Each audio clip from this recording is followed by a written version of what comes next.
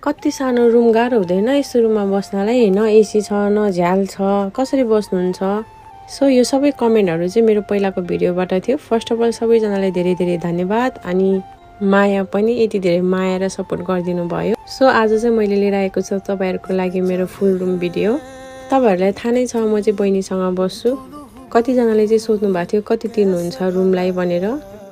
बहिनी र म चाहिँ पार्टिसनमा बस्छौँ। हामीले चाहिँ 1900 दिरहम पे गर्छौँ।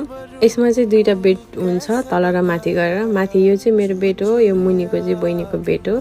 बहिनीको बेड चाहिँ सधैँभरि 4 गरेर छोडेको हुन्छ, किनभने उसको चाहिँ ड्युटी लङ छ अनि जहिले पनि म आएर मिलाइदिने गरेको छु उसको चाहिँ। अब चाहिँ ढिला नगरिकन तपाईँहरूलाई हाम्रो फुल रुम देखाउने छु।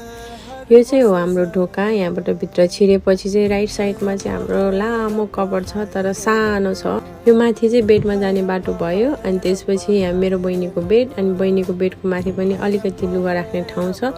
यो चाहिँ मेरो पसलको लुगाहरू हो। कतिजनाले थाहा होला मेरो अनलाइन स्टोर पनि छ भनेर। यदि थाहा छैन भने गएर हेर्नु होला, मैले आइडी राखिदिएको छु।